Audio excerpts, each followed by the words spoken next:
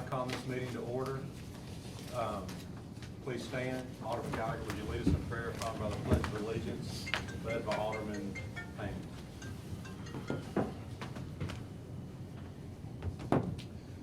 Heavenly Father, Lord, we come to you today, and Lord, we ask you for your wisdom. Lord, we thank you that all good things come from you, Lord, and we just pray that you would be in each and every decision that we make today. In your name we pray. Amen. Amen. I pledge allegiance to the flag of the United States of America and to the republic for which it stands, one nation, under God, indivisible, with liberty and justice for all.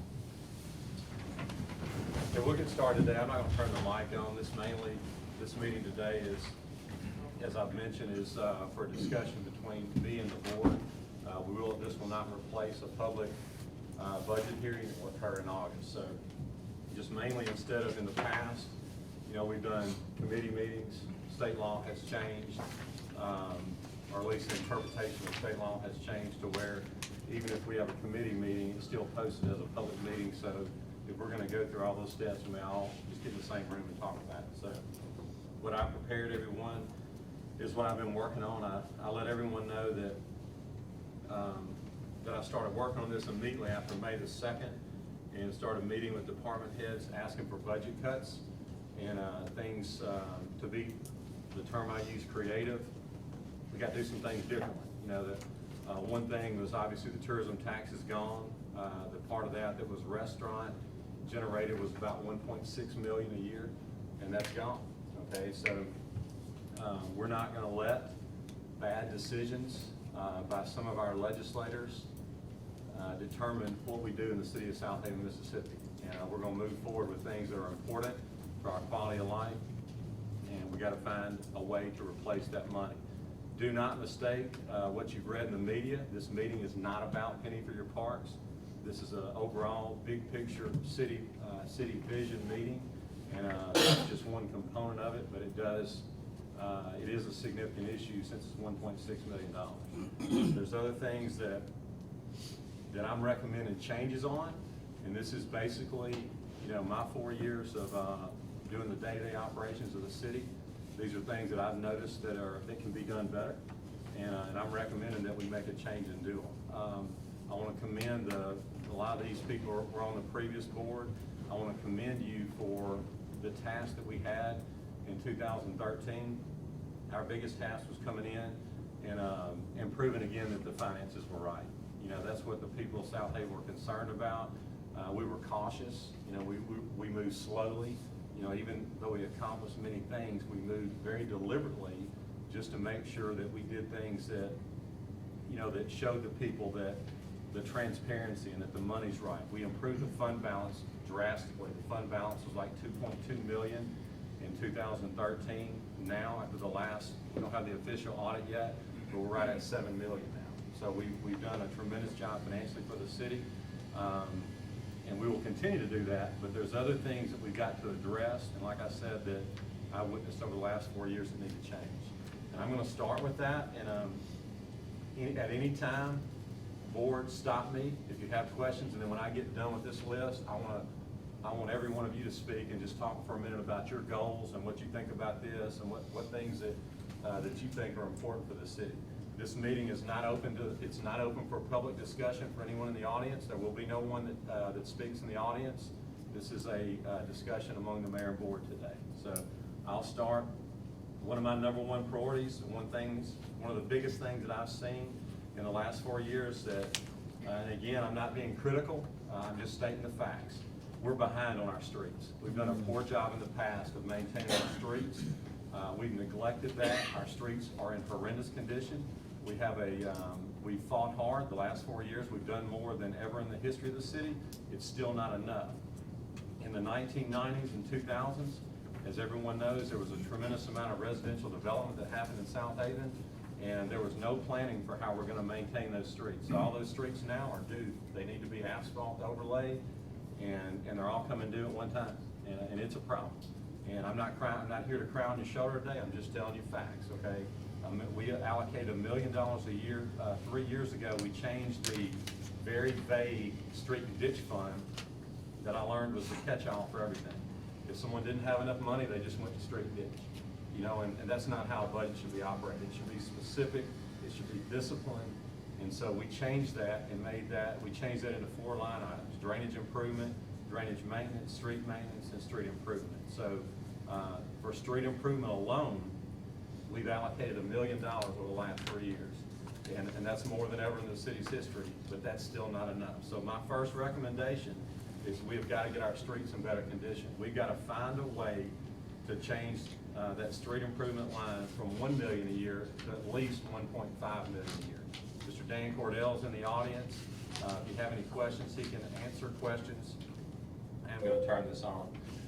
He can answer questions, but basically, when we did the citywide pavement management analysis, we realized that our annual, to stay on track to where we touch all 1,100 streets every 7 years in the city, we need about $1.5 million a year in that budget, all right? So we're already behind, and then his recommendation to catch us up was to put, for 5 years, to put $2.4 million a year in the budget. We can't do that. We cannot find $2.4 million to do that.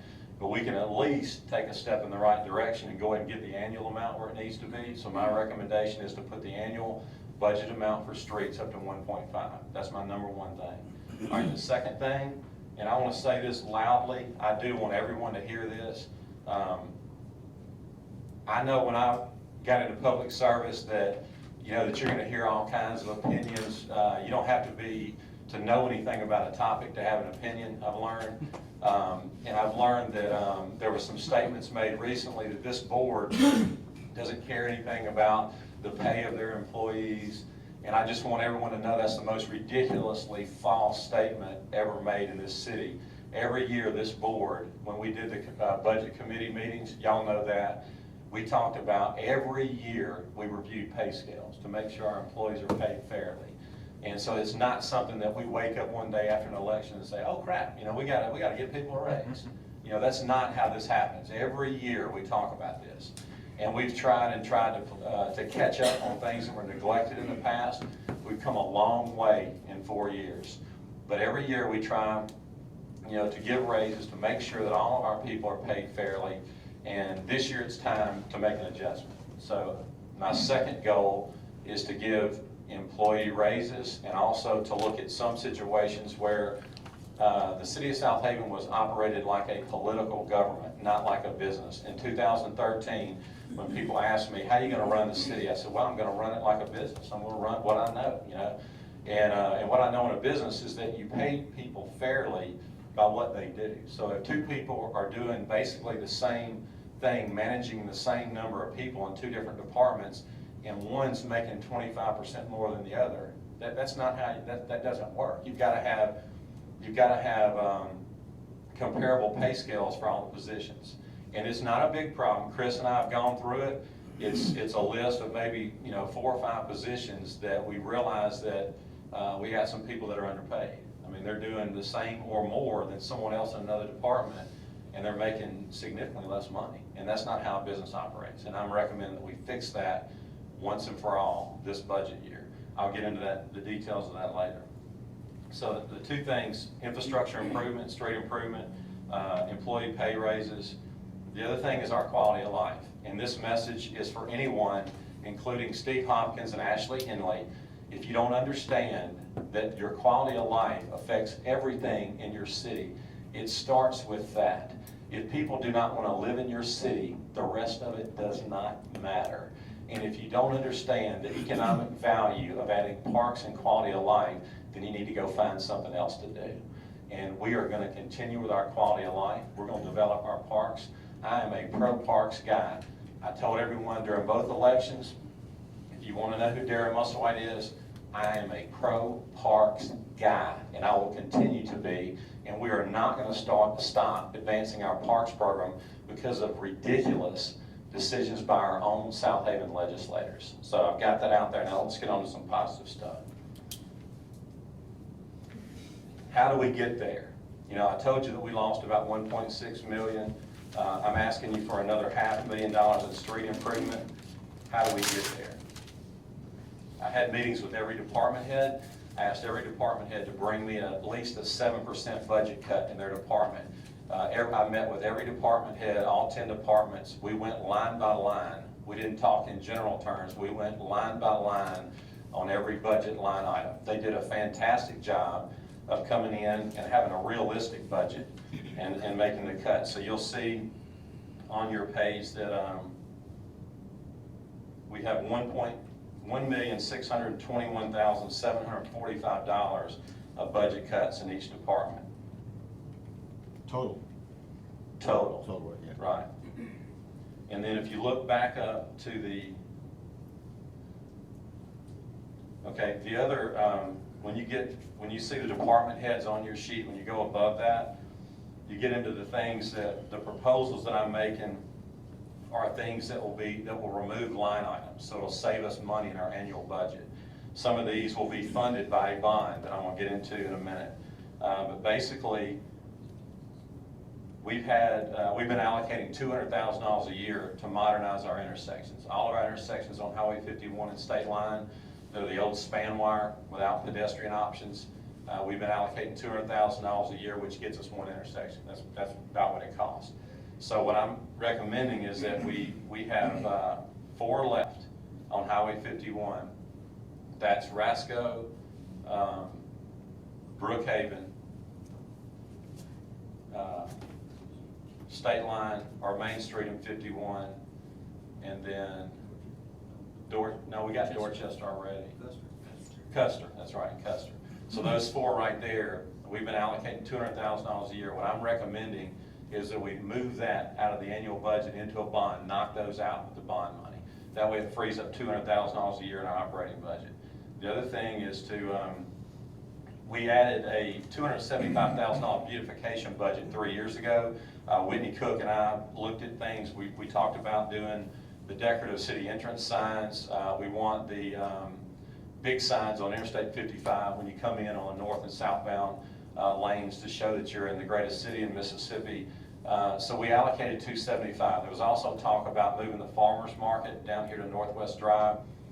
We can get by with less money than that. We can cut that. We think $100,000 will help us get the big signs on the interstate, but some of the other stuff we can cut out for now. So that's mine and Whitney's way of saying we're going to find $175,000 there. So we want to cut that beautification line from $275 to $100. That frees up $175,000. Drainage maintenance, looking at realistic numbers, we can cut that. These are 902 items for people that don't know. 902 are items that affect the entire city. They're not really department specific. They're things that require my oversight daily. So all these 902 items are the ones that I recommend cutting. So if we cut drainage maintenance to 125, that saves us $75,000. Yes, sir. What all does that cover then? Drainage maintenance is your stuff like, drainage maintenance is not your new projects. You know, the things that Mr. Cordell oversees, those are major drainage projects. Drainage maintenance would be like you have your city drainage system on your streets that collapses or it's not functioning properly or needs a bigger culvert under the street, little things like that that are routine throughout the year. So what do we have at 200? Yeah, we realize we can drop that to 125. But again, drainage improvement are the big projects, like you're having flooding problems where you got to go in and do a major project. Drainage maintenance is your day-to-day stuff, you know, with your streets, you know, the drainage underneath your streets. Next thing on the list is street maintenance, the same thing. The difference, and that's a great question, Alderman Hale. The difference in street maintenance and street improvement, street maintenance is potholes. It's things like that, potholes, you know, cracks in sidewalks, things like that. Street improvement is asphalt overlays, resurfacing, seal coating, striping, all things like that. So those are the differences. But we can cut the street maintenance down to 125 also, and cut another 75 there. The general right-of-way contract. I know these guys that were here last year, we certainly talked about this enough. Did we all of our, you know, cutting the grass, this is cutting the grass on our roads. And so we divided our contracts up 3 ways. General right-of-way is just bush hogging. Those are your streets that are not your high-profile areas. That's like, you know, just going down your long roads like Church Road where there's not a lot of residential around. it's just bush hogging. Then we have what's called manicured right-of-ways, or like Getwell, like Northwest Drive, things like that, and that's what BLC is manicuring for us. They're cutting that once a week instead of once every 2 weeks. My recommendation is to leave the BLC contract alone, because they do other things. They're doing, you know, landscaping, all the flowers, the mulching, detailed things like that. Not touch that. I'm talking about bringing back the general right-of-way cuts back in-house and doing that in the city. It is real neat right now. And again, I believe we can do it better, number one. And I'm gonna be real honest. You know, we've had to stay on this company. Bradley's not here today, but we've had to stay on them. I'm tired of asking people to do their job. I want to do the job.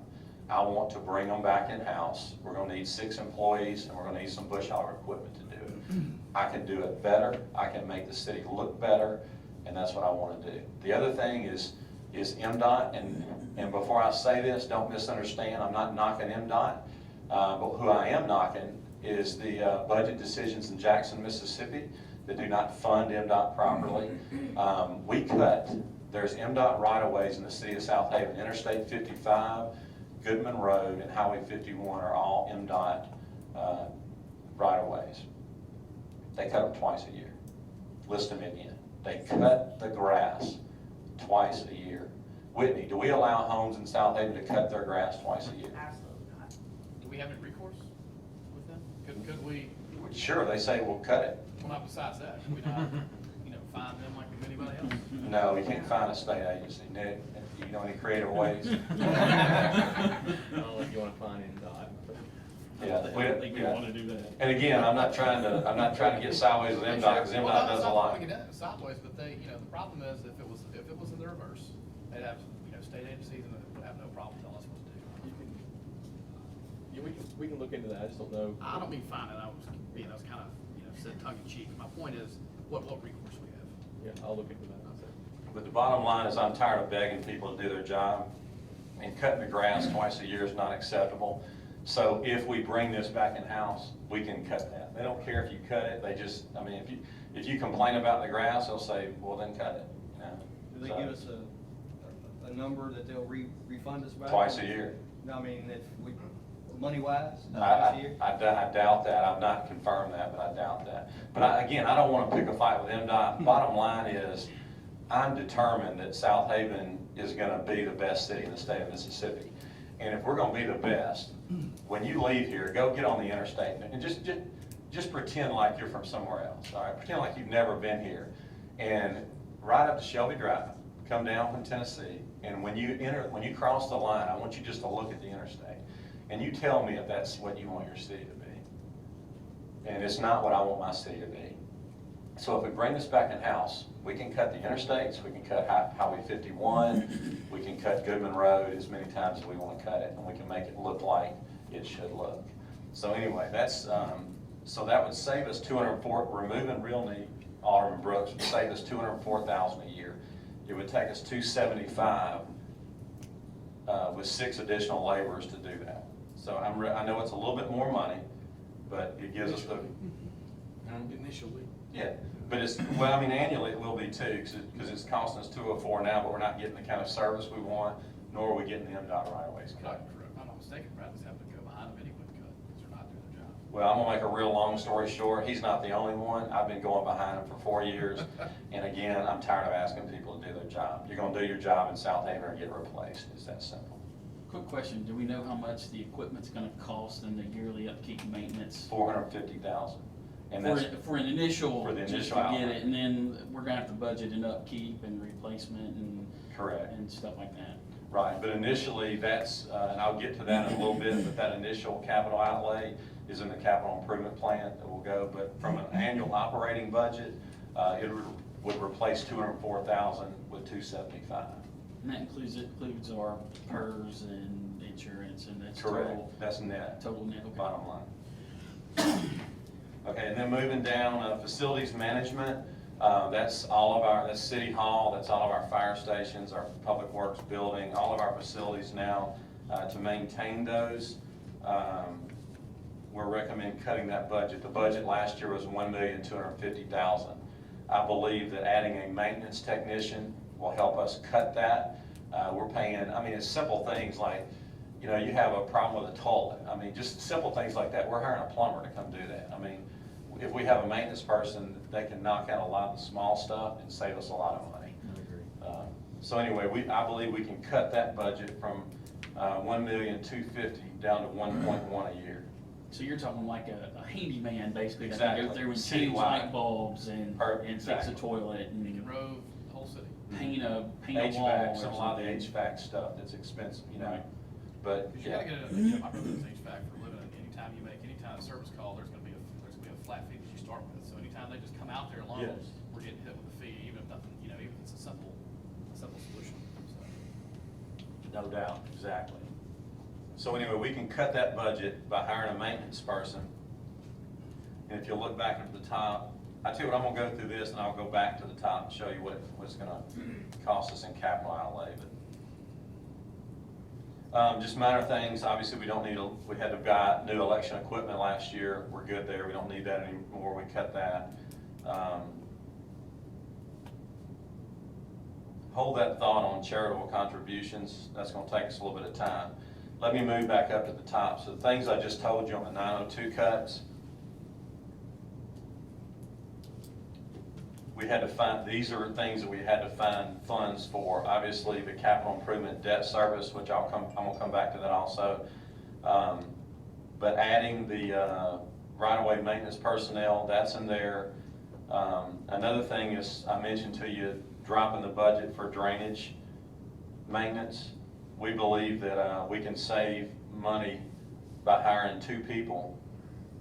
As y'all know now, we're paying contractors to do all the drainage maintenance work. So like we have to have, I just visualize this like a common example is if you have a gutter that's cracked, they have to come in and reform that.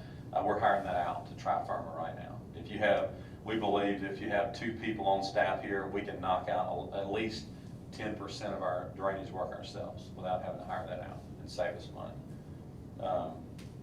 Told you about the maintenance technician.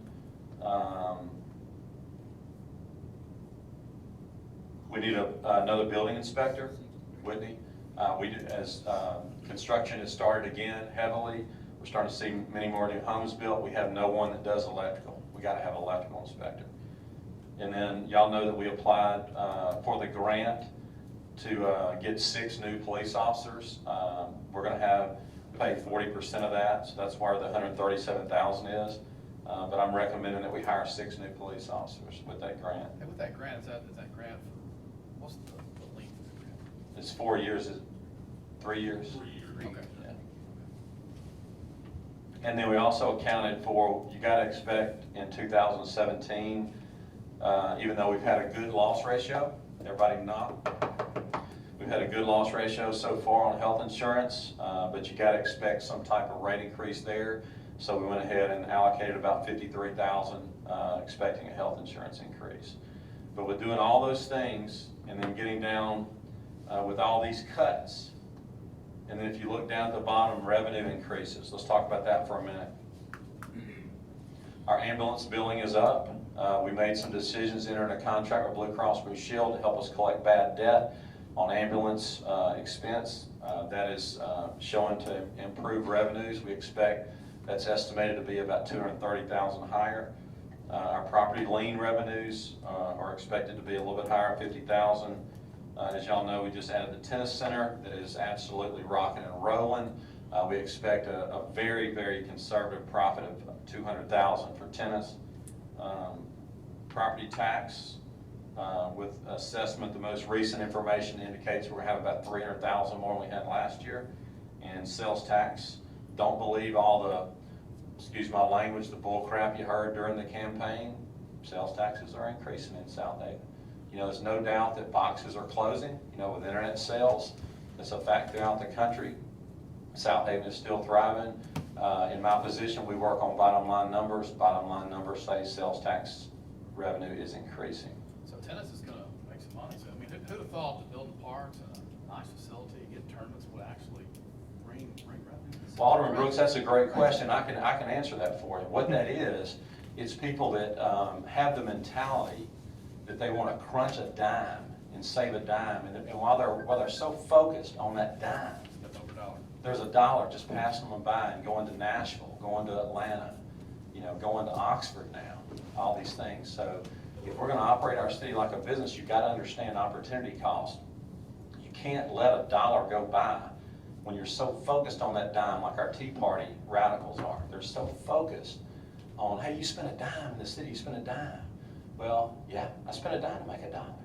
And I'll tell you one thing, as long as I'm sitting in this chair, we're not worried about that dime as much as we are that dollar, because every dollar we make puts a less burden on our taxpayers and improves our quality of life in this city. So that's a great question, Alderman Brooks. Thank you for asking that.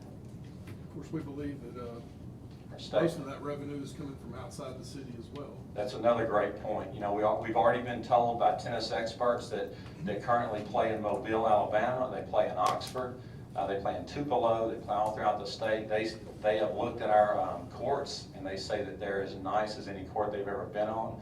They love everything about it. We expect much bigger things to happen. So you can bet that $200,000, I'll be back to report to you, I promise you. I will be very loud and obnoxious about tennis this year, but you can bet that $200,000 is a very low estimate. And again, I didn't know when I took the job that I would be a business and economics professor, but I realized that I am, so I promise to do a good job of that this year. So I've showed you where the revenue increases are. I've showed you where the cuts. So if you look at the cuts and the revenue increases, this is not a final version, obviously. There's still a few more tweaks that have to be done. Fire and police holiday pay is not based on the normal 40-hour week schedule, so there's going to be a little bit of adjustment to that given the pay raises. Can you break down the pay raise? I will. Let me get into that. There's one other, or let me go ahead and go into that. Okay, back to the pay raises. Basically, this $883,788, where that number comes from, that's based on starting the raise on January 1. My recommendation is to give a $1,500 raise to every person in the city that makes over $70,000. For any person that makes, What are those numbers? it's $1,500 a year for employees that make $70,000 a year and above. My recommendation is to give a $2,200 raise for every employee under $70,000 a year.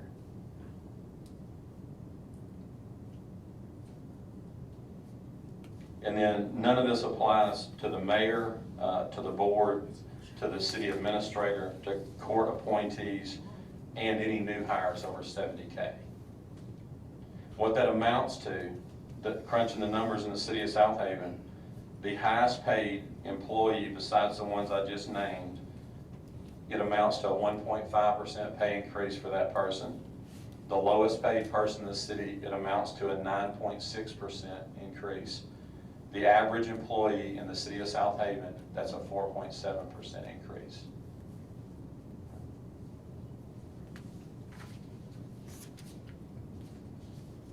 And again, the 883 number also includes a few merit pay raises, like I mentioned earlier, some pay scales that have gotten skewed among departments. That's that includes 71,000 of adjustments. And I'm not going to go into that just for not confidentiality, but this is not the proper place to name specific employees, but we'll do that in executive session or in Report 101. It's not many, it's just a handful of people. But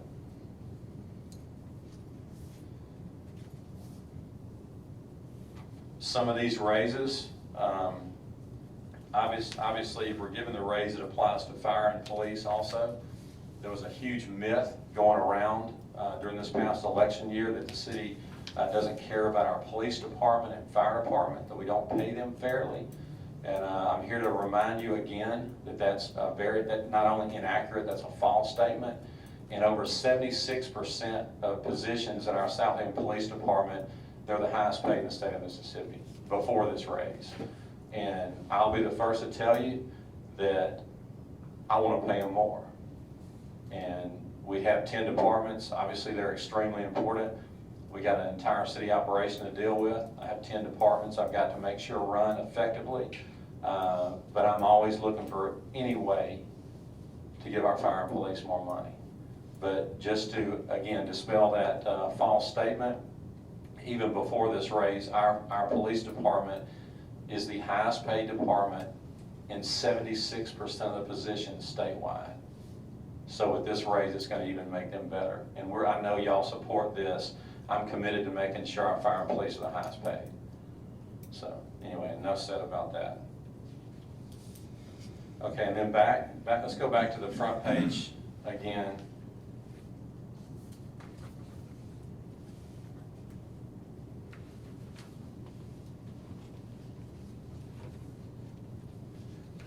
I did mention, and Alderman Hale did a great job recently when we talked about parks, when all the discussion was going on with Penny Pure Parks. There was another myth, another false statement that was going on that all the city cares about Snowden Grove Park.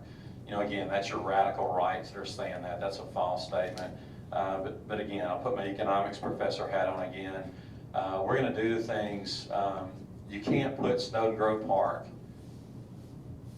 on Highway 51. Number one, there's no place to put it, okay? The land was donated to the city. That's why it's where it is. But simple real estate and economics will tell you that consumers go and businesses go where the consumers are. And right now, the Getwell corridor, that's the area that's in most demand. I don't determine that. Nobody on this board determines that. I don't go out to a business and say, yeah, you can come to Southaven, but you have to be right here at Goodman. You have to be right here at Goodman and Getwell. You know, that's just not how business works, okay? The businesses are gonna come where the customers are. And simple economics tells you that Snowden Grove Park has been a tremendous success. When $1 is made at Snowden Grove Park, that money, as y'all know, goes back into the general fund that can be spent for every citizen in the city, regardless of where you live. That does not mean that we're not gonna take care of our other parks, because we do, but Snowden Grove Park subsidizes all of our other parks in the city. That's a fact. But the reason I tell you all that is to say, my ears are open.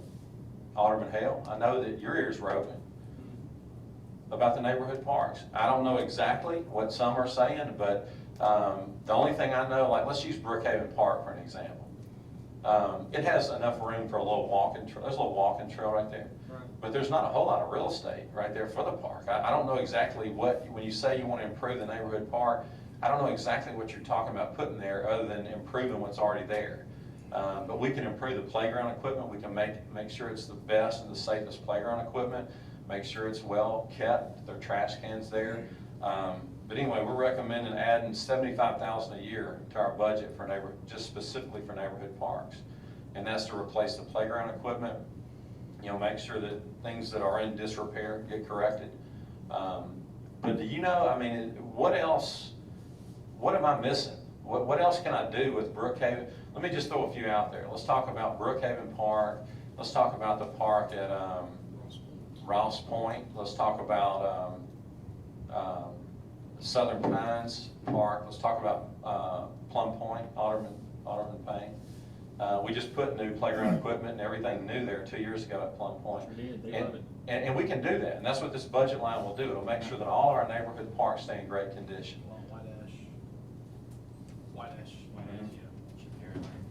And we talked about the amounts. Wes Brown's with us today. We talked about how much we need. We believe that, now Ross Point may be a little bit different. There is a long walking trail there that eventually will need to be repaved. That may be something that is a little more than this, but as far as like maintaining the playground equipment, you know, picnic tables, things like that, with $75,000 a year, we can do that. I just want to interject for 1 second and say that the citizens can help us too, because at the Ross Point Farm particularly, we put a picnic table there, somebody came out and burned it. Then we put More than once. Then we put a concrete table, well, somebody came out and took a sledgehammer to it and destroyed that. So we need some help from the citizens too. When you see activity going on at these parks that's not right, please report it. Alderman Gallagher, you're absolutely right. One of the questions I was gonna ask, some of this money that you're allocating to the park sign item, I know we've had certain, not everywhere, but certain parks, especially a lot of neighborhood parks, get vandalized quite a bit. Do we have an estimate of how much we're spending out? Maybe Wes can answer this question. how much are we spending to have to go in and replace something within a year Yeah, once it's destroyed. of it being brand new?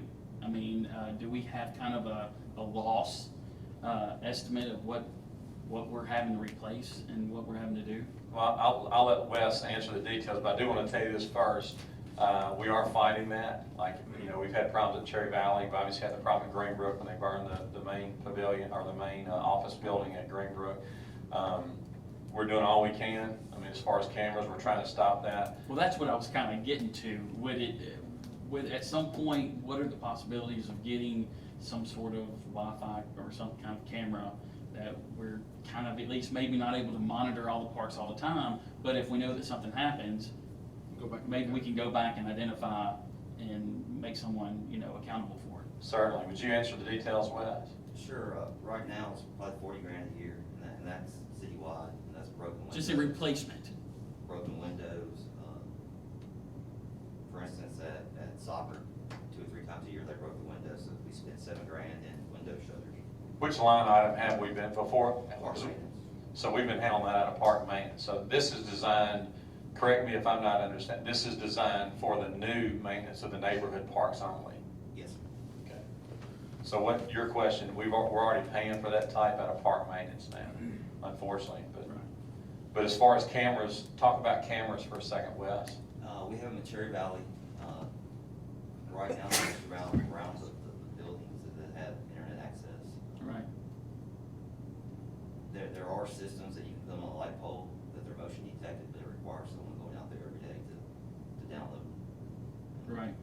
Well, I mean, you wouldn't have to download it if there wasn't an event. I mean, something didn't happen. Right, and a lot of us we don't know for a week or two, like Cherry Valley for one. I mean, we're only there for football every year. It's in other Yeah, words, that's- parks don't get monitored every day. If something were to happen, I mean, I get reported for 3 or 4 days, and by that, the loop's already done. And so by the time you went back and downloaded it, it'd be 3 days old. Could it be someone's job just to kind of drive by? I mean, We have grass cutting crews, or we have 2 that run throughout the city in neighborhood parks. They're supposed to inspect when they're there. Not only equipment, but stuff like that. We're never gonna eliminate vandalism, we just need to figure out a way to reduce it. Yes. Or deter it. right. I mean, when you have the cameras, add a sign, Well, even if you have smile, cameras, your own even have camera or cameras, a lot something. of Maybe times- it will be some sort of a deterrent. But how clear are those? Well, I'll say this. Cooter spent recently $10,000 in camera upgrades. Still got robbed. Still took the picture, still turned in the police. They didn't get caught. I mean, they're a deterrent, but again, they're only a deterrent.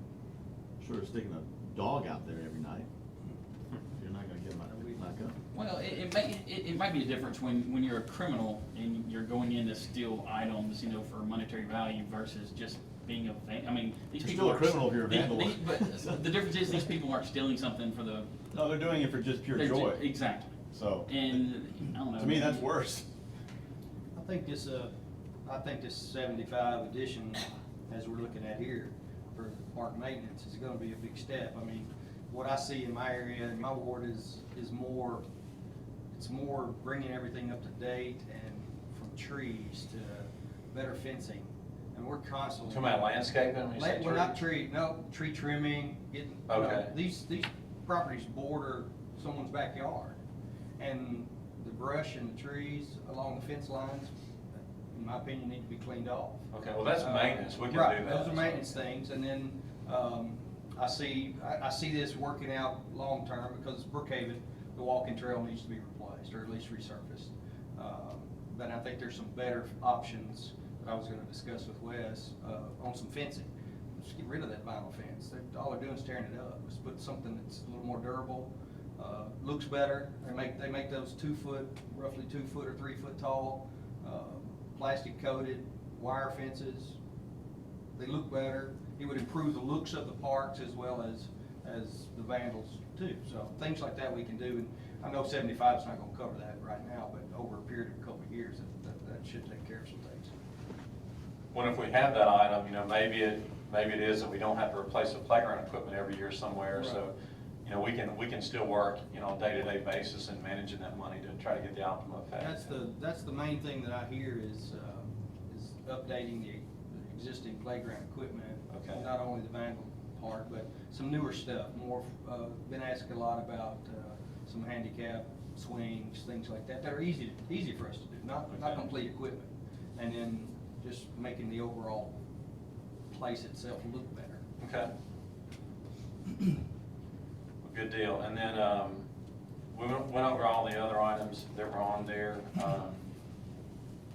Let's talk about for a second capital improvement. And then this is, we gotta understand that, you know, with the loss of the tourism tax revenue, there is no park improvement or other anymore. It's all the same until we possibly get that tourism tax revenue back. So let's flip over. Well, let me start with my general summary page. The capital improvement debt service, that's $602,000. That's estimating that you did a 12-year bond for $6 million. Our debt, the city, as y'all know, we've done a great job in the last 4 years of reducing debt.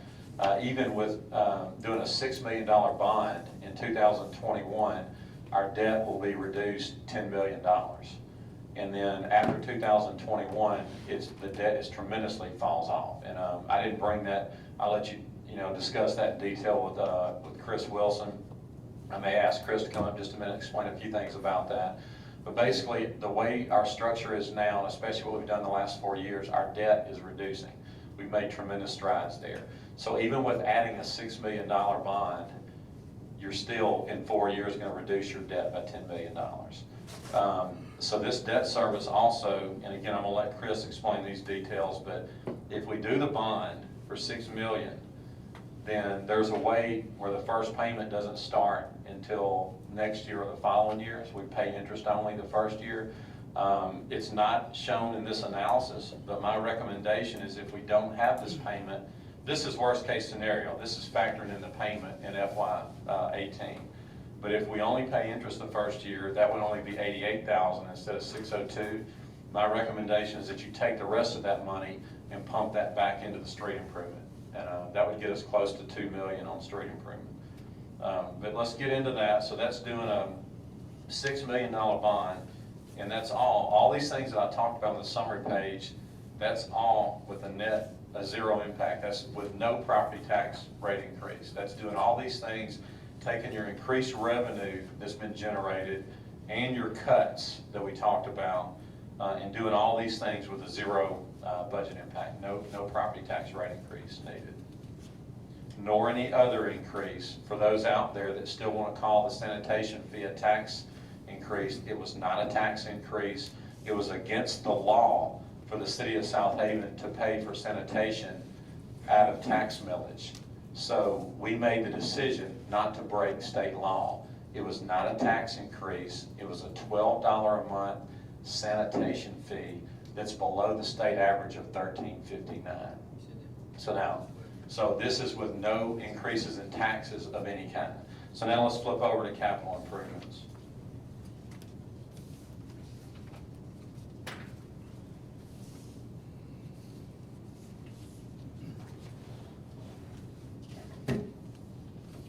Okay, and again, I'm going to remind you that from now on, without specific, as y'all know, tourism tax revenue by law can only be used for parks, recreation, and tourism. We don't have that anymore, so if we want to improve our parks and recreation, it's a capital improvement that competes with any capital improvement in the city, whether it would be streets, buildings, or whatever. So if you'll look, a lot of these are the things, obviously, we've applied for some of these projects years ago. We've gotten co-op funding from MPO on our resurfacing of some of our streets. We've got some multi-use trails we've been waiting, for 3 to 5 years to get done. They are finally going to get done, and we need the money for our co-op percentage now. So what this is doing is, rather than allocating these monies in our operating budget, taking these monies out of our operating budget so we can achieve the goals that we just got through talking about, and then all these things would be funded by the bond. So we'll start at the top. Church Road resurfacing. If y'all know, if you've been that way, the Church Road condition between Highway 51 Interstate is horrendous. I'm embarrassed when I ride down it. I'm embarrassed as the mayor of our city that a street looks like that. That's something that should have been planned for and done years ago, so yes, I am being critical. But I accept it, I own it, it's my responsibility now. Church Road is gonna be overlaid this year, before the end of the calendar year. Mr. Cordell updated me recently, it looks like we're still going through processes with MDOT. We still feel like we can get these processes started before the weather gets cold. Dan, has anything changed with that I need to know? No, sir.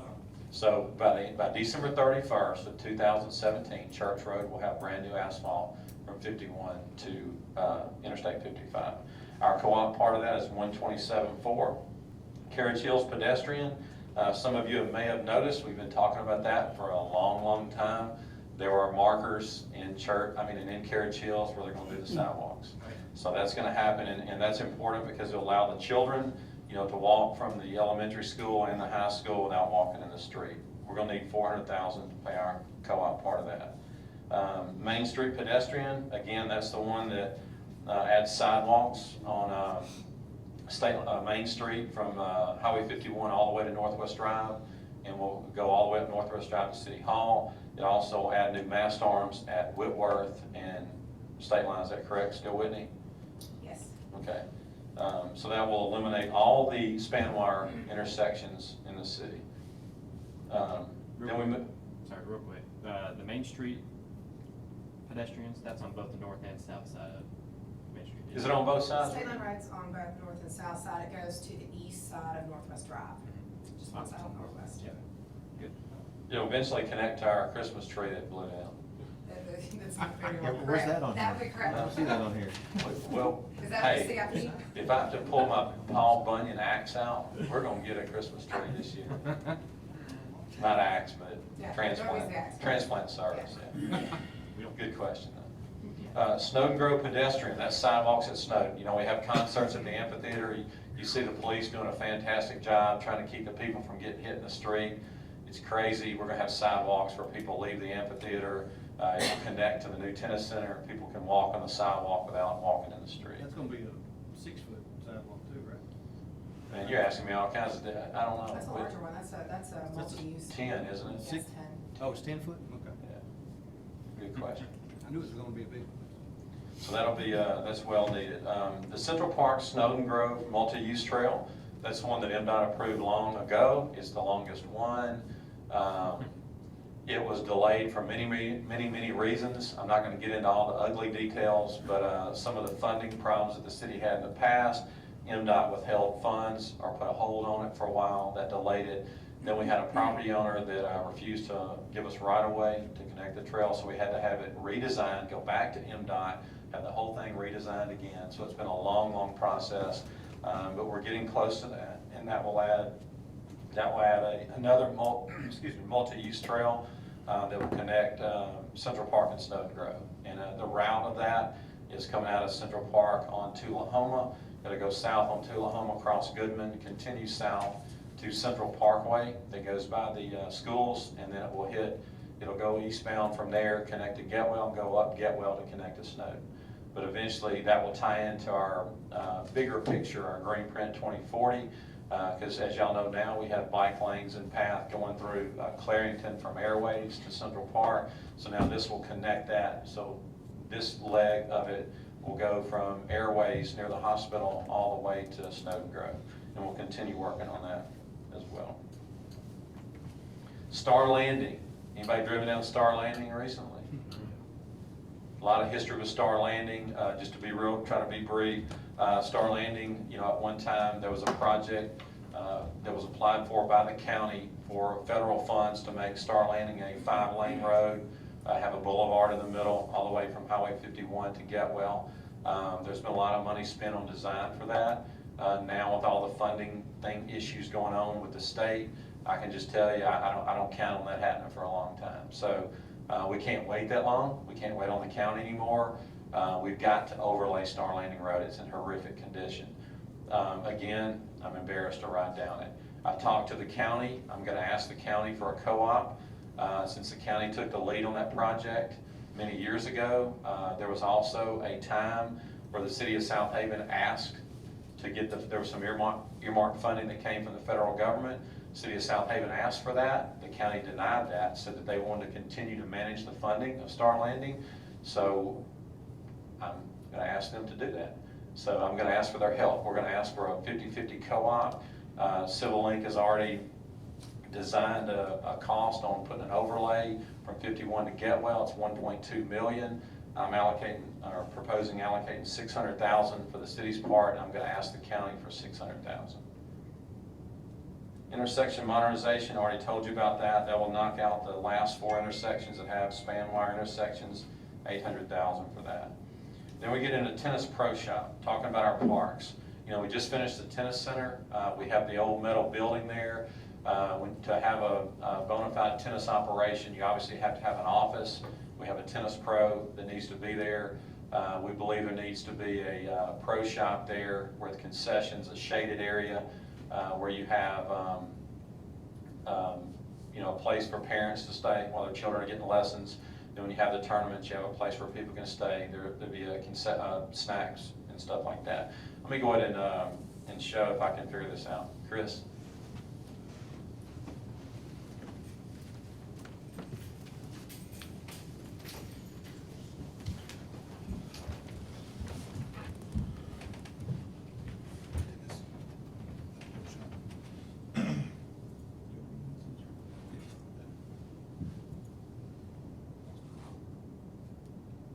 We can start there. Okay. So if you'll notice on this building, the metal roof, that's the structure that's there now. And we don't need that much space that's there, so we'll keep the main roof line, but you can see the interior area that has the wood facing, that would be the pro shop and in the offices, and then you would have outdoor areas with picnic tables for people to stay where they have shade. You may notice the gray brick fireplace. When you get late in the year, that'd be nice for people. They can hang out there and wait on their, you know, for tournaments and for their children. So that's one view. Just scroll down with the little thing in the center of the mouse.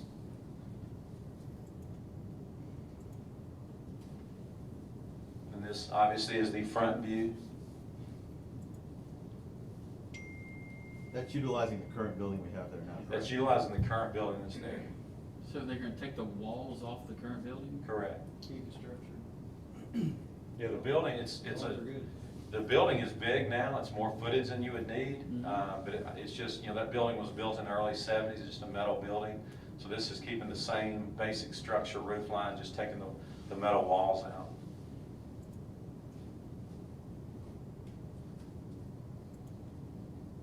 I like the seating areas.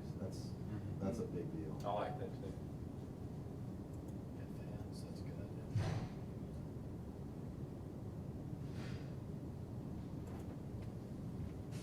There's your concession area. We thought you'd probably, you know, have a place, maybe put grills in the back where you could serve hot dogs and hamburgers.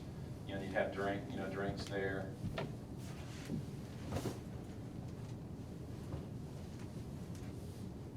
And then, can I rotate view on this? Yes, sir.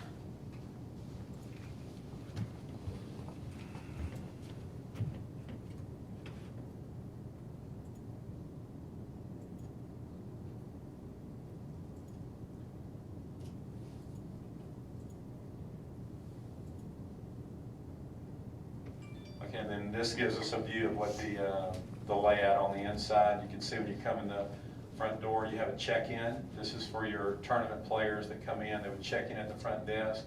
Off of that, to the left, you have a pro shop, you know, where you can buy tennis gear, clothing, you know, other tennis articles that you would need for the players. And then our director would be in the back with the office. You can see this has been one of the biggest requests from tennis players is, well, first of all, there were no bathrooms out there before, so we've got the bathrooms now with the current design, but this would also give locker rooms. You know, when you have tournaments, you have a lot of people that they may be playing there in a match late on Sunday. They've already checked out of their hotel. They'd like to take a shower before they get on the road to go home. This gives them men and women's locker room right there with showers. And then if you go to your right, that's going to open up towards your outdoor seating area. You got your kitchen and snack bar and a little lounge area. And then you see the door that would go to the outside, you know, where you would have, you know, your outdoor seating and your outdoor fireplace. We haven't really discussed, well, we mentioned this, but this also may be something to where, you know, you may want to have, again, just an idea, you know, wedding rehearsal dinner. I don't know, somebody may want to rent it from us to, it's a beautiful place, you know, outdoor with all the outdoor area. You know, you could have, you know, some small social functions there as well. But the cost of this, we had that estimated, $700,000.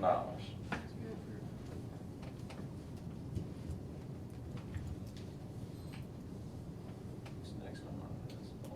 Okay, volleyball, I don't have a design for volleyball. We're fortunate that we have the arena. Y'all know that the arena, and again, I told you I would share things with you that I've watched and learned over the last 4 years. The arena is an incredible building. It's an incredible building. It's underused. I mean, y'all know we use it for trade shows and people love it for that, but it was designed to be for rodeos, and but obviously wasn't built right. There's no stables, and there's some other reasons that it never became functional for what it was built to do.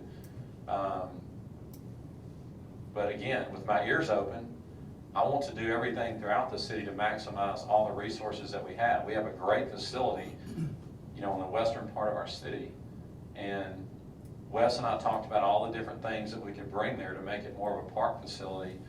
And the biggest thing that's the least costly, that again would bring more people back to the West End, and is one of the most special things that helps girls get scholarships to college, is bring volleyball there. You know, and all you got to do, the only thing you got to change is the flooring. You know, we can buy flooring for $120,000 to put 8 volleyball courts there. Would this be a temporary flooring that they can take up? It can be removed. It's not easy to take up and down. You wouldn't want to do it frequently, but it is a portable floor.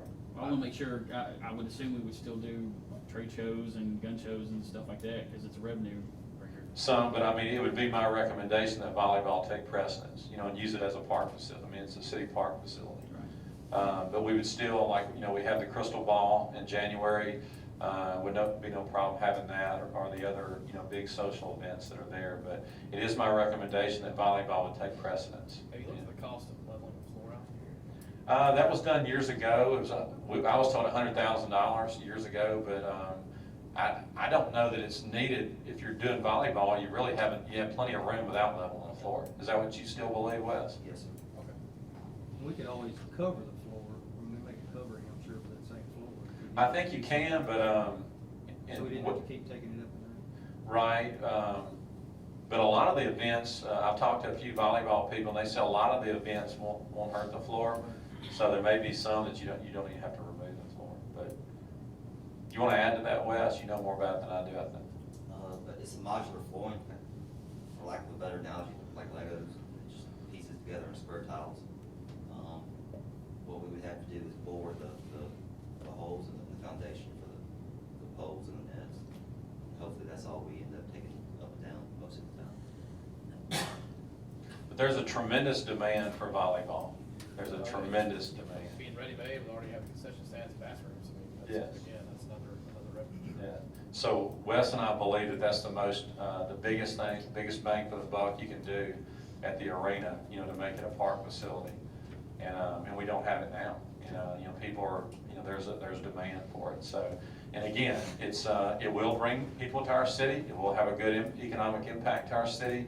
That's not the main reason we're doing it. We're doing it for quality of life. And, you know, again, you know, if girls can get their college education paid for by playing volleyball and prepare them for their future, I think that's an important thing, and it definitely would do that. I didn't have a diagram of that because all it is flooring. It's 8 courts that you put down. But that's $120,000. The next thing, I do not have a picture of that either because it's not been designed yet. But for years, we've been talking about a Greenbrook softball indoor training facility. And again, it would be something much smaller than that's at Snowden, but it would be a building where when the girls' teams come to check in, there would be an office there for our director.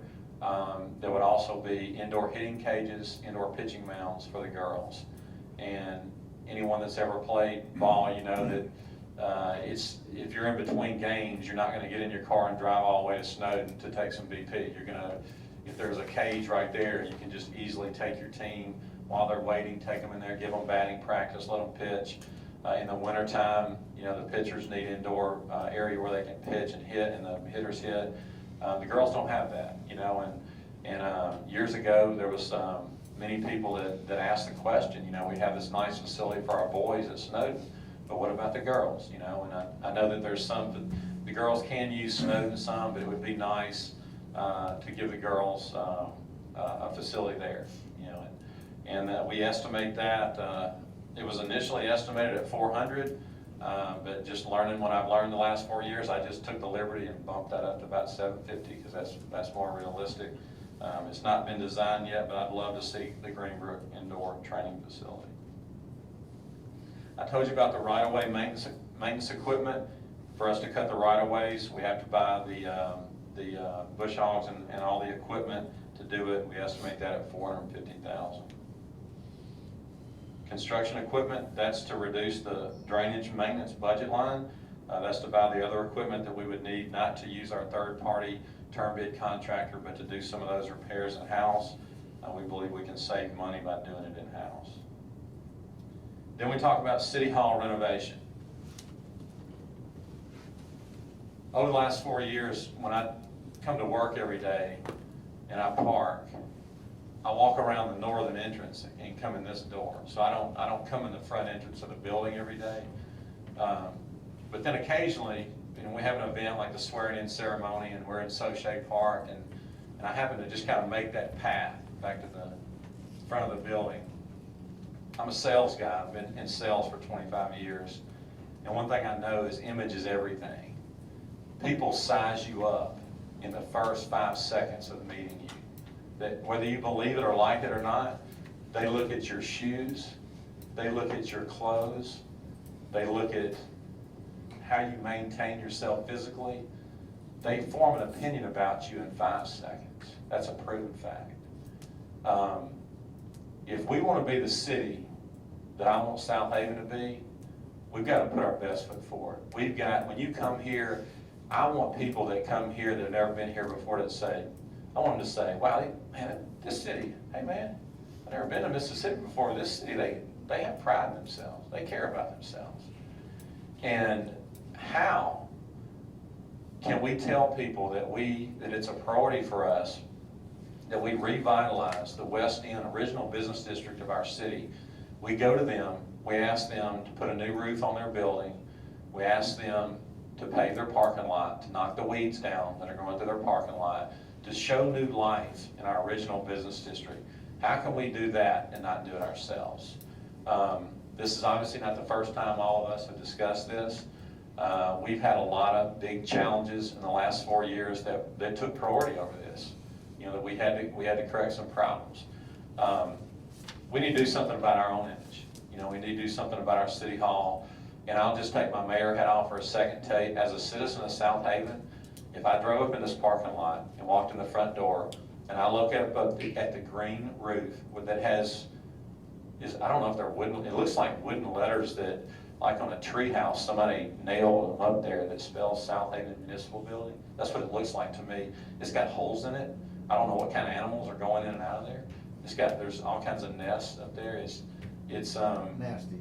It's nasty. I'm embarrassed as a citizen of Southaven to come look at this building on the outside. So, my recommendation is it's time. It's time to do something about it. There's been discussion about doing what other cities have done. You know, I think Olive Branch spent $6 to $8 million on a new city hall a few years back. We don't need to spend that much money. I also believe in preserving the historic value of your city. This building was built in 1962. It's one of the oldest commercial buildings, if not the oldest commercial building in the city. The people that have Allied Company, the initial company that built this building, is the company that put the first sewer lines in and the first utilities and made Southaven. They're the one that named it Southaven because it was south of Whitehaven back then, which Whitehaven in the early 60s was the finest area of Memphis. And so they named Southaven because it was south of Whitehaven. But anyway, the people that built this building, it was the first building. It has historic value. So my recommendation is not to tear it down, not to build a new building. I think the building has potential. But let's go through, this was designed by Urban Arc, and basically the main priority is our first impression. It's the exterior of the building and the first floor. As anyone that can tell you that works on the first floor here, this is where most of the people come in and out. They come in the first floor.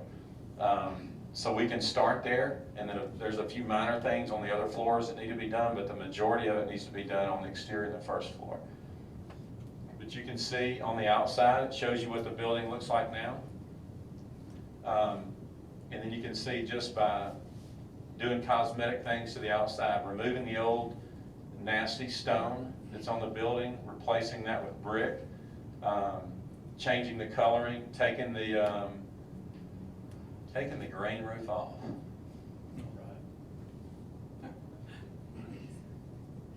But anyway, I think that looks good. We talked about the area that you see is white. I do have other designs. We could make that more of a limestone color, or maybe even more of a brownish color. But you can see that it definitely changes the look of the building tremendously. Before I move on to the next part, you see the front of it. Now you see where the roof is, that has the animals living in it. If you see that we rip that out and we make that a glass area, that's the area that I propose making a tribute hall in the city. Y'all know that we receive many requests for people that have done great things in the city. They want to name a building after them or whatever. This would be a way we could have a formal tribute hall. We could have a small ceremony for people that have made great contributions to our city. You can put trophy things in there where you could put a bronze facial thing with a description of what they did and their services to the city. But I visualize that as being our tribute hall.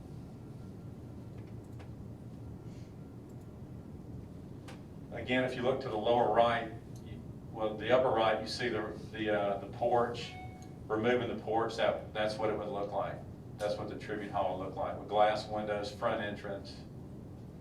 Then off of that, now, when you come in the current building, if people are coming to come to board meeting, we have that tiny little reception area. This would open up where you'd have doors on the back wall that feed into the boardroom. So when people come to the board meetings, they have room to visit, to talk outside, and then before they come in the board meeting, just make it a little more receptive to our citizens.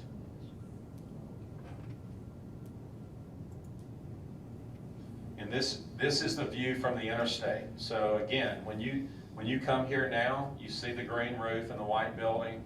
And you can see just by adding a little bit of brick, removing the green roof, changes the look.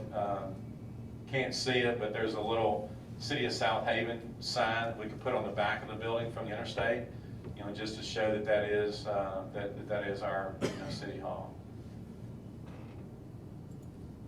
Okay, and that's it for that.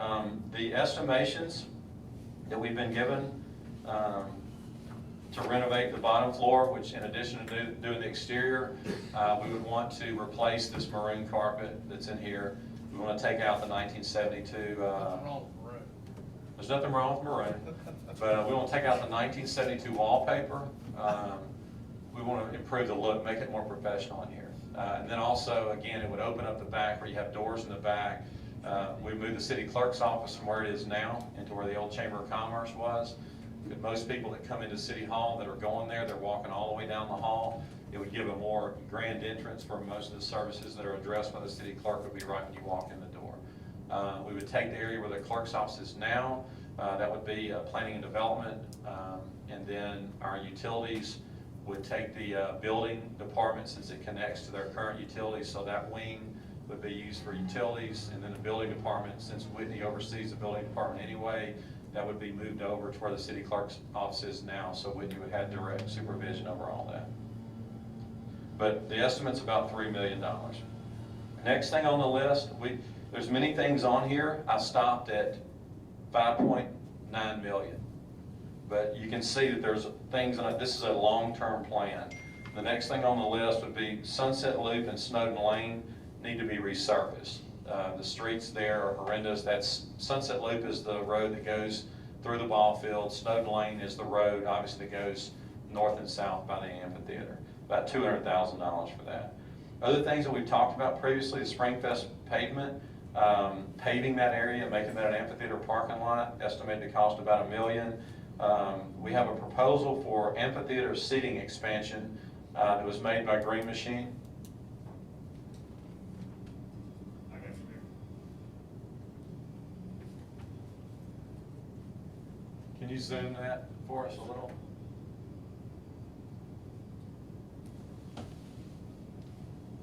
Like some more. Maybe a little more.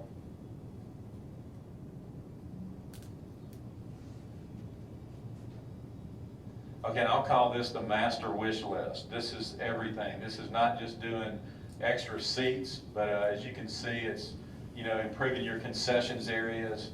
It's also improving the box office. It's like the master list of things. So you got $3.4 million there. I did an analysis. I did meet with Green Machine. With the expanded seating, they believe that they'll bring in more entertainers. Many entertainers have a minimum amount of seating before they will come. The name Billy Joel has been mentioned. Billy Joel, people like him will not come to Southaven. They have a minimum amount of seats. But anyway, it would allow Green Machine to bring in new acts. I did crunch the numbers on the math on how many more seats it would provide. And then the way we would eventually pay for that, we would be adding a $5 facility fee on that. With the additional seating and the facility fee, it would produce an extra $436,000 a year for the city to do it. So obviously, in the long run, it would definitely pay for itself. The problem we have today is how do we pay for it? I would love to see it happen, but I don't know how we pay for it. Eventually, we can get it done. Every year, debt is rolling off. And this is something that I think would be important eventually for the city. If you just did the seating expansion and took out all the other things, it's about $2.2 million. I think that's what I have on my list. And then as far as what actually is being done, let's take a quick stroll.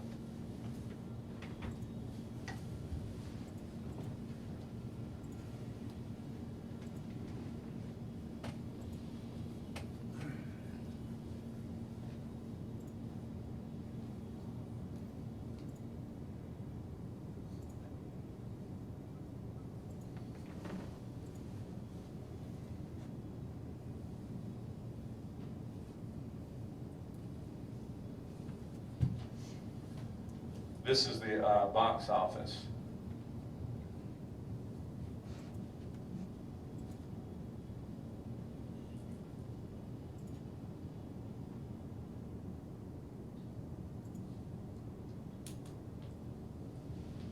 Again, box office.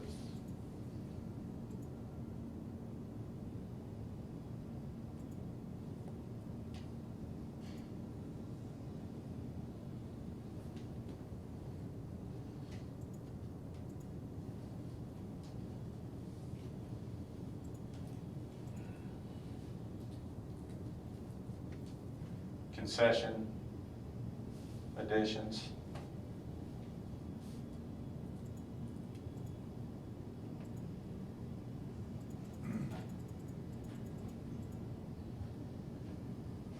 Any additional bathrooms by any chance?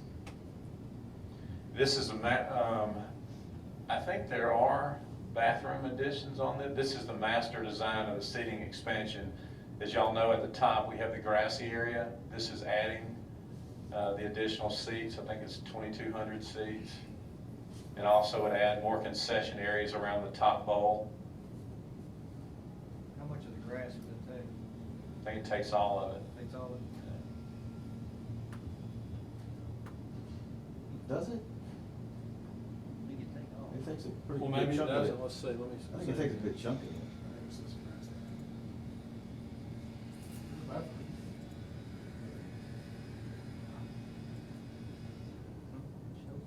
there's still. Yeah, there's still some lawn area, you're right. How many seats total is that? I think it's adding 2,200. You see 3 now? See 5 now? I'll say it's around 8, but I have that data. I can thought get it was that. like between 7 and 8 or a little above 8. Right, I think it takes you there, but I'll, I have that in my office, I'll get that to you guys. But obviously, it's a good thing. The issue, as far as funding, I mean, it's a problem. That would be another one that if we do get the tourism tax reinstated, one good thing about it, through all the stuff we went through with the state legislature this year, those of you that were here in 2014, we spent a lot of time trying to explain to them where a 3-year extension does not allow us enough revenue stream to do a bond. We went over and over trying to explain that. But the good thing is this year they said, well, y'all need more than 3 years. You need to do a bond. And so at least we did finally get that point across. But anyway, if we get the revenue back, it could be something that could be a game changer. It would be easier for us to do this then. I don't know how we pay for this now, just being very straightforward with you. If you ask me, is this more important than Star Landing Road, I would say no. Is this more important than Church Road? No. We have greater demands, in our city than this right now. But I am an advocate for this. I think it would be good for our city, and I'd like to see it eventually happen.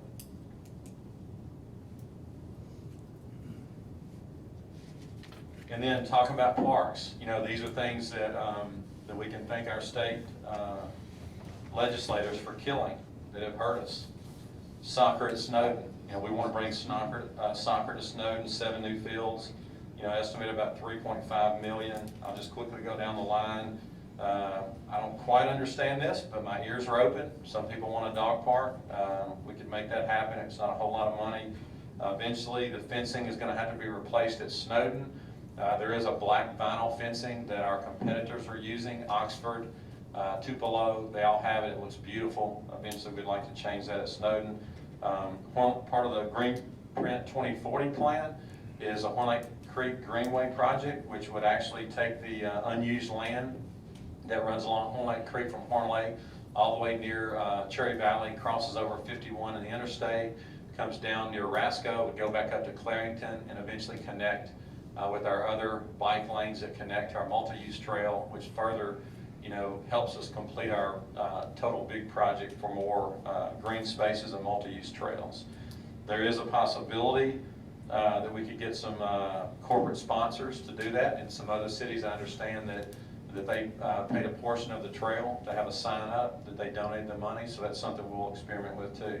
We eventually got to expand our court building as we grow their title and space. That's not needed immediately, needs to happen eventually. Fire department needs a maintenance shop and a storage facility. Then we have our other road projects. State Line Road East is gradually falling apart. We're going to have to address that in the next couple of years. Y'all know about the Getwell South widening project. That's going to take Getwell to 5 lanes from Church Road South to Star Landing with a boulevard in between. We've got to have fire station number 5 eventually.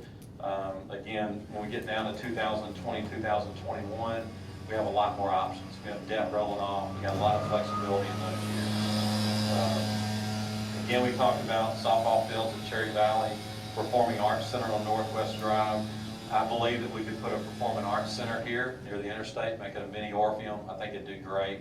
It'd be another way to bring life back to the west end of our city. I'd love to see a Performing Arts Center on Northwest Drive. But again, these are things that as debt rolls off, and when you get into 2020, 2021, we have a lot of flexibility to do these things. But right now, my proposal is to go to where I've stopped in the bond funding column, which equals $5.9 million.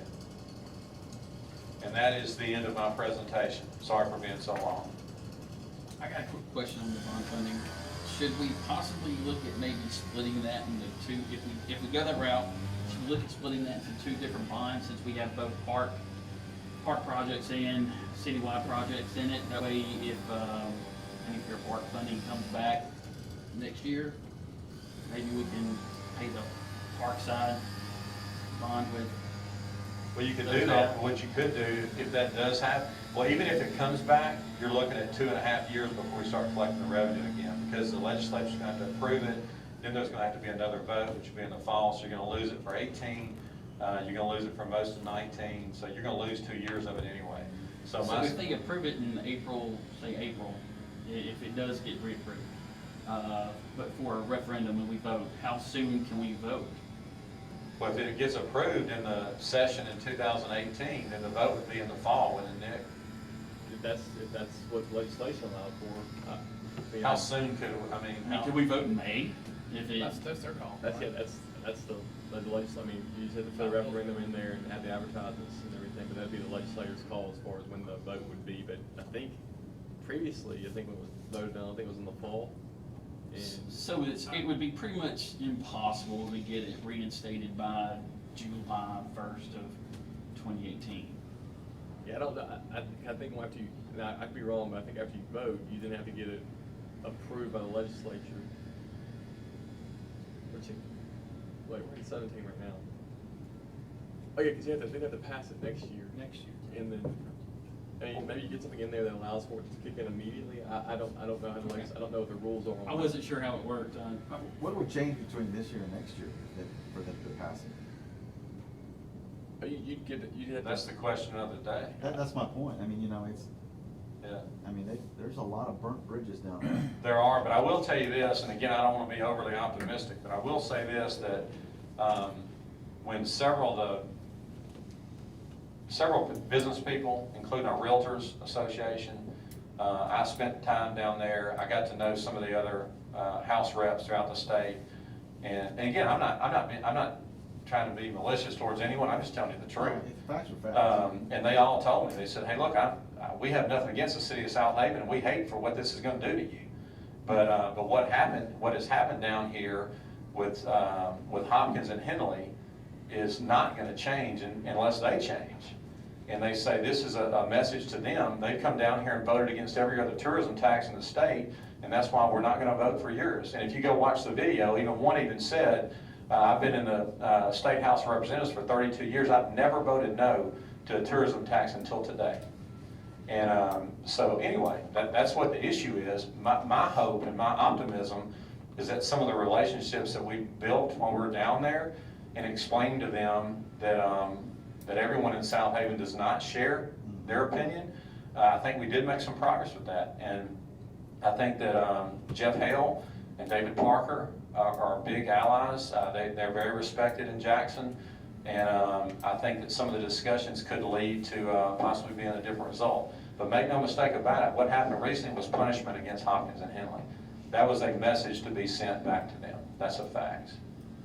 So what could change? I think that the relationships we built this past time and the other House reps around the state learning, that everyone here in Southaven does not share their views, I think that could go a long way in us getting it approved again.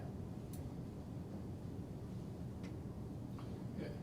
George, going back to what you said earlier about having an election in May and stuff, that was one of their problems is that we had a special election the last time. So I don't think they're gonna allow us to have another special election. They wanna do it. Well, I think that I think it could easily be pointed out this time that voter turnout was so low during the general election. I think the last special election was probably as much as this past general election was. So, I mean, the point's there. Well, the point is a suggestion that people didn't know about it or didn't care to vote had nothing, it was the same thing in the municipal elections Right. again. I mean, and so that's not a valid argument, but again, if anything, it helped publicize it more with the citizens of the city. And I can tell you right now, the people that are in my ear, there's a couple people that don't understand parks. And I try to explain to them, it's not just about the park, whether you use it, it's about the financial health of your entire city. Well, the same argument can be said about the library. The same argument can be said about garbage pickup or the police service or anything like that. Well, I don't use it. I don't ever go to the library. I don't ever call the police. I don't do this. Well, it affects everyone. It's the entire city. I mean, no one's going to come to the city if you don't have these certain elements within the city. It's just like you've said. It's quality of life. You have to have these things. This is what entices business. This is what brings, people to come want to live in your city. Also allows us to pull from that without having to increase property taxes. Put the burden on the property taxpayer. Yeah. But of course, that's just simple economics. But back to the initial question, it'd probably be a couple of years before we got the revenue again. Could we do 2 bonds?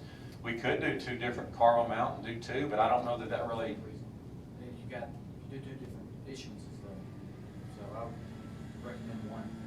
and if you get the park revenue back, then you could start on your other, soccer, you could start on, soccer, start on those things, maybe performing arts center, But what I try to do is to make the best use of the money, like the smaller things, like the tennis pro shop, the Greenbrook facility, volleyball. Those are things that would make a big impact for a small amount of capital outlay. I agree. I mean, I agree with you, and bonds looking at was one of the things I was interested in asking about. While I've never been an advocate of spending bond money on paving or repaving roads. I mean, it's like buying your groceries with a credit card. It's something that you're gonna be paying on by the time that you gotta do it again. But maybe we look at, we talked about we're way behind, maybe we look at catching up. Well, that's what some of this is stuff that we are behind on. It's like Star Landing, where we yielded to the county because we thought they were gonna take care of it, and they've not, and it's not their fault, but they've not been able to because the federal funding program changed. But it's an emergency. I mean, it's almost getting to be emergency status, so what we're looking at is not this being a repetitive thing. We're looking at fixing a long-term problem, and then by the next time it comes up for renewal, we maybe have the expansion project going on, the 5 lanes and that kind of thing, so. But I totally agree with you. You never want to spend money on one-time money on a recurring expense. Oh, exactly, yes. Well, it's not it's not a capital asset at that point. We're spending it for maintenance. I agree, but like you would talk about earlier, Dan Cordell was mentioning it costs about $2.4 million a year to get caught up within so many years. Maybe we take $4 million and try to get caught up with the neighborhood streets that are in the greatest disrepair, just so we can get caught up, so that the 1.5 million that we're putting in now is just your normal maintenance. Right, and I agree, but if you did all that, you would eliminate all the other things throughout. I mean, you don't want to put everything, because if we did that, then you would do none of the other things. It would all be just about the streets. And I believe that what my plan is, even though it's not ideal, is to gradually bump the annual amount, like going 500,000 this year. And then if we have the extra money, if we just pay interest only the first year on the bond, that's going to free up another possibly $400,000 to $600,000. My suggestion is to put that in street improvement this year too, and then eventually try to creep our budget up even more next year to maybe 1.7, and then the following year maybe 1.9, and then eventually we get caught up that way. It's not ideal, but it's better than spending all your money just on the streets, because if we do all that, then it eliminates all these other things that we could be doing at the same time. There is one thing that we didn't talk about, and then I'm going to shut up and open up the floor. I did on the ones of you that sent me goals, I incorporated that into our plan that I handed out. I'm not going to go into that, that's just for yours, but there's the things that you told me, I've rolled that into that master plan. But I continue to welcome ideas, things that you want to hear, and that you want to see done, we'll put that in there. But we need to talk about a fundamental issue about the charitable contributions. The city gives the library $350,000 a year. The city gives $621,000 to charitable organizations. All of them are great organizations. I believe in every one of them. I'm just going to be real candid with you. It's hard for me trying to set a budget when I'm having to tell our fire department no on other things that they feel that they have a need for, our police department, our emergency dispatchers, things like that. We're having to say no to a few requests that they want. I can't sleep with that I'm saying no to them, but yet I'm giving money away. And I'm just going to say this. It's not that I don't support the organizations. I think they're all incredible organizations. but I don't think it's government's role to give, it's not our money to give. I don't think it's government's role to give money to charity. I don't. And when we're giving $621,000 a year away and saying no to people in our own departments that need funding, I think that needs to change. And I don't want to hurt any organization, because I know they're like us. You know, they've been cut by the state. The state has cut a lot of these budgets. It's already hurting them. But the other thing is, sometimes the state cuts, they're not cuts at all. All they are is reshifting the burden down to the cities. And it's not our role as the city of Southaven to take up for the budget cuts in the state of Mississippi. And I don't think we should do that. And I think that we need to start a plan to gradually, on these charitable contributions, to gradually start cutting them. Not do the ridiculous thing that happened in Mississippi where you have what they call sweeps. We're not sweeping anything, that's stupid. But gradually start cutting it. And I'm talking about 5–10%. And just let them know, hey, look, we're not going to be able to do this. I mean, the city of Southaven has been given some serious budget challenges, and you know we're going to have to find some cuts. But it's my recommendation that you cut the charitable contributions at least 10% this year. Floor is open. Alderman Flores, is there anything specifically that you'd like to share with us, or? Couple of things.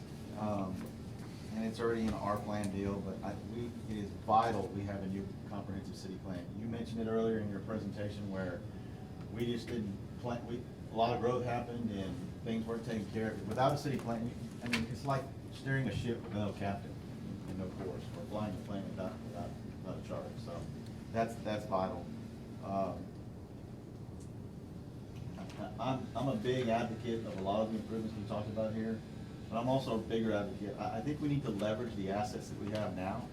And the biggest one we have now besides Stone Grove is the amphitheater.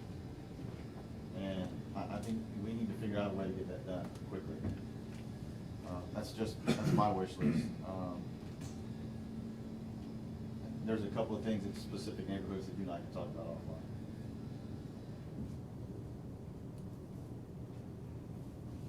Alderman Wheeler? I'm with Alderman Flores also on the amphitheater. I mean, it's a revenue generator. It's quality of life. That's you know, putting down an investment to make money in the future. We got to figure out a way to do it, regardless. I think we do. And the parks, I'm glad to see the improvements. They're going to be generators. They're also quality of life. And I applaud everybody for the raise. It's for the city. They all deserve it. We can't keep the city safe and without fire and police to do their job. We'll get the best guys for the job in here. Alderman Gallagher? I like what you put together, to be honest. I'm going to respectfully disagree with you on the charities, and I don't have any problems with cutting the budget for the charities some. But just the way I am, I'm fine with 10% this year. Don't have any issue with that at all. Everything else, I think you've done a great job. You put a lot of time into this, and I appreciate the time that you put into it. But everything else looks like you've addressed the issues that I hear about most of the time. So I appreciate you doing that. Thank you. Alderman Brooks? Yeah, I appreciate the capital improvement plan. It's very, very detailed. Big thing for me is, besides parks improvements, because everybody knows how I feel about that, the fire station number 5, I think it's very vital. I know obviously we have it on here in 2020, but it's, we're growing. The fact that we're running four stations, and you have, I think Olive Branch has what, 5 or 6? I don't know, I just think it's time that we grow. I don't know if we have to run another engine out of section 3 or section 4, but it's just something that I think it needs to be, if possible, maybe moved up on the list. So, We're running another engine.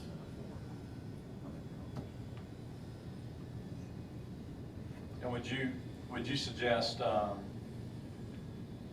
borrowing more money? I don't know. That's That's the question, I don't know. Just kind of throwing out thoughts.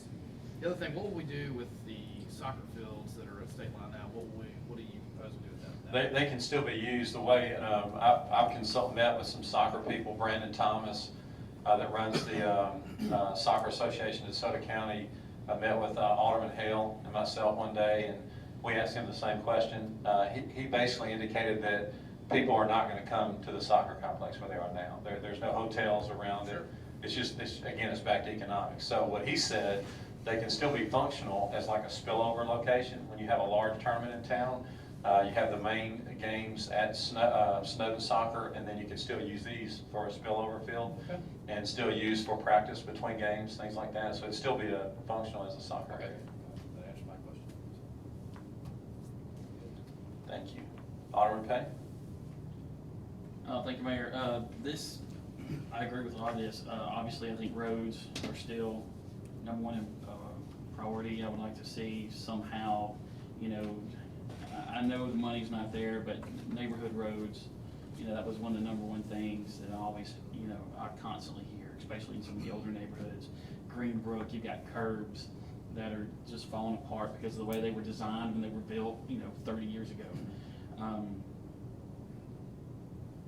But everything else, I mean, these are some great plans. I'm glad that, we've got a vision in front of us, and we're not gonna stop. Thank you. Alderman Hale? Well, I've got one of, if not the oldest area in town, so obviously I'm kind of the Alderman Payne. The roads are horrendous over there in my area, but they're not so bad as per se. We're gonna have to do some major improvements. Our problem is, we're 4 and 5 layers deep, so anything we do over there is gonna be extensive. But my main roads are where the walking trails are, and the bike path. You got about a 4-foot section on each side that we could probably make those repairs, and the rest of the road would last still for a while. And I want to check into what the county was using at one time, their seal coat, and which I think would help the majority of the streets in the area. I do have a few that are really due for complete replacement.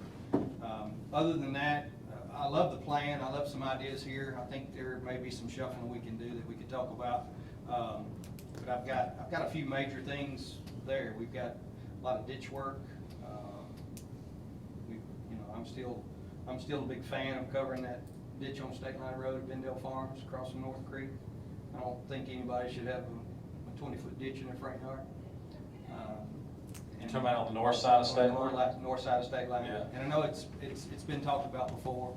I want to see if we can incorporate maybe some indoor soccer as well with the volleyball flooring there at the arena, which would help bring some more traffic to the west side of town. I'm looking at my list that we went down. I was riding the neighborhood, just looking around, and it's mostly cosmetic stuff. I think that's the area people say the west side looks bad, and I don't necessarily agree with that statement. I think there are some improvements that we can make that wouldn't be a lot of money on the city budget, and that's where I want to look. I am, of course, a full-time fireman, and I do believe our fire station is well behind where it needs to be for station number 5. And I know the chief would agree with me on that, but I don't know that I'm comfortable having it set to 2020. That's a long way off. Well, and just so everybody knows, the reason that's listed for I want it yesterday. Sure, I know. But the reason it's there is because financially our city, it's a game changer in 2020. Like all the Snowden debt that started in 2000 or 99, 2000 is gone. We have lots of flexibility moving from 2020 forward. And it's not like that. Taking out a bond to build it's one thing. Not to minimize taking out a bond. It's a big deal. But it's not a big deal. It's the mandate. 900,000 a year. Right. That's the problem. It's the 12 new firemen will take, chief. Yes, sir. There you go. That's the issue. So. And again, I told all the department heads when I met with them, everything that every department head has told me is documented. It's down. And what I explained to them is everything that you tell me you need, I'm gonna take that to the board, and if we are not able to get it this year, it'll come up again next year. As y'all know, sometimes we can't get everything in one year. You know, I do think that it's important to give the raises. You know, if we didn't give the raises, we could do a lot. I mean, well, the raises are $900,000. There's your fire station 5.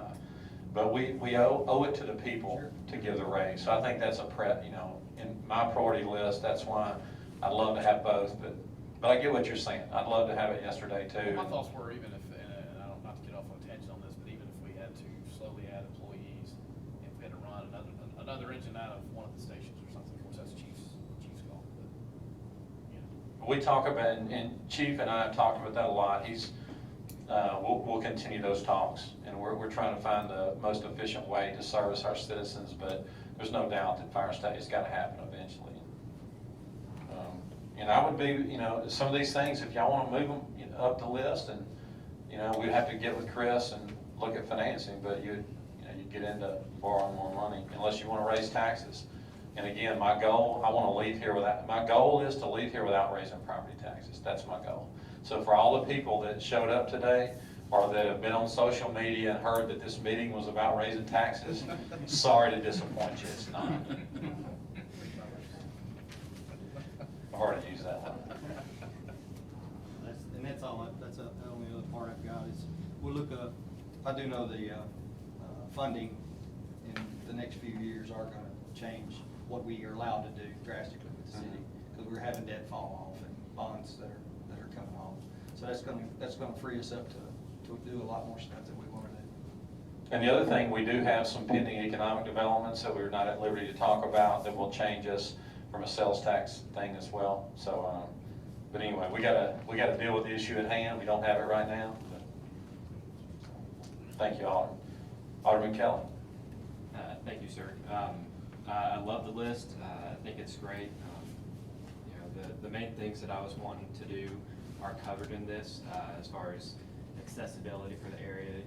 You know, Ronnie and I share the old part, and so we want to make sure that it's walkable for a lot of our citizens. And that was a huge request that I received during the election season, was to get that done. So More pedestrian options. Yes, sir. So I'm very happy with that. I would like to see continued sidewalks throughout the rest of Carriage Hills. If memory serves me right, I think that was even in the initial charter for the city, was to have that done, but it just never was. So I would like to see that, which I know that's a huge deal. Hopefully we can get more grants to help out with it like we've done with these two. I love that the PAC is on there. I'm a huge advocate for the arts. I think that is the one thing in Southaven that we are missing, is just the arts facilities as far as, you know, music, dance, even having an artistic hall for people to show off the things that they do here in Southaven. I think that would be fantastic, so I love that that's on there. Do you think that having that on the west end of the city would also bring more traffic, more customers back, which would help business back on Main Street again? Absolutely, and I think having it right here on Northwest Drive would be a huge boom, especially being that when this is built, the sidewalks will be there, so people can just walk to the local restaurants around here, and hopefully we can get some more into the area, but I think that's a perfect place for it. It would complement City Hall as well. Sure would. It absolutely would. And much like And we volleyball can- and other sports would allow another outlet, like you were discussing, as far as college scholarships and some more different avenues.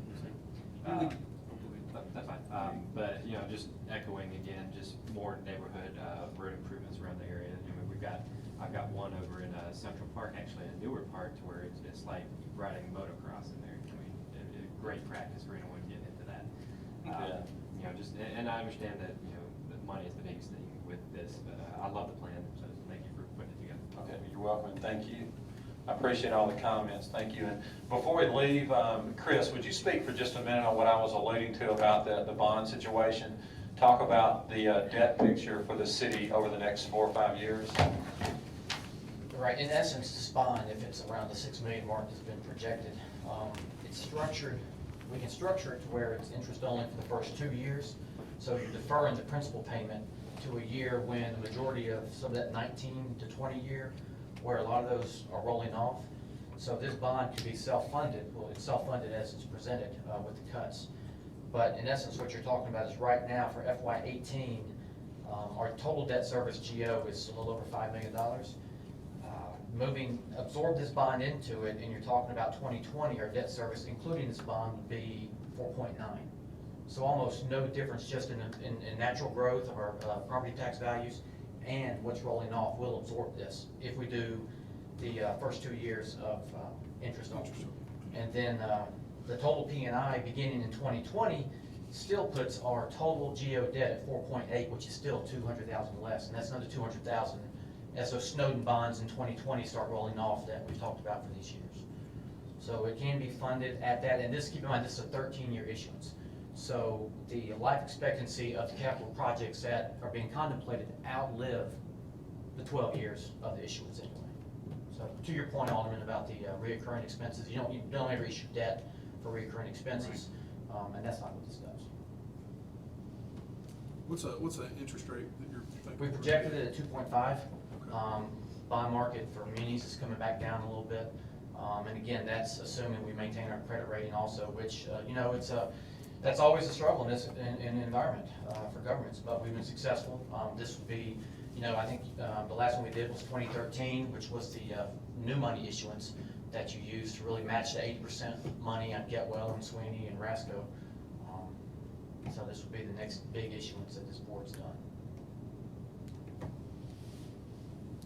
What's the interest that we project for the first year that you're talking about paying the interest on these? The first amount will be due in the middle of 2018 at 88,000, and then 177, and then 682 after that. But again, that pars up with our 2021 year, Where we got stuff rolling off. where you got more coverage available.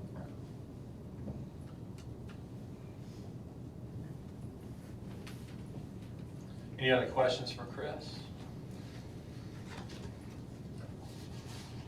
Thanks, Chris. And then basically, like I said at the beginning of the meeting, this is, over the next, 6 weeks before we'll have our budget workshop, where the department heads will come forward and they'll talk about what their priorities are in August, and then in September, we'll approve the budget. So between now and then, my main thing is I want to get a head start. I didn't want to be, pressed for time in August.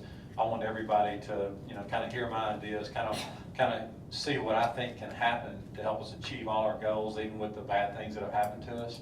And but just keep the floor open for discussion. So please contact me individually if there's anything that you have questions about, and Chris and everybody's available too. So we'll discuss that before we, set the budget in September. But does anyone have anything else today? Thank you. Yes, sir. Is there a motion to adjourn the meeting? So moved. Second.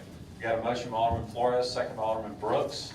All in favor, say aye. Aye. All opposed, say no. Ayes have it, motion carries. This meeting is adjourned.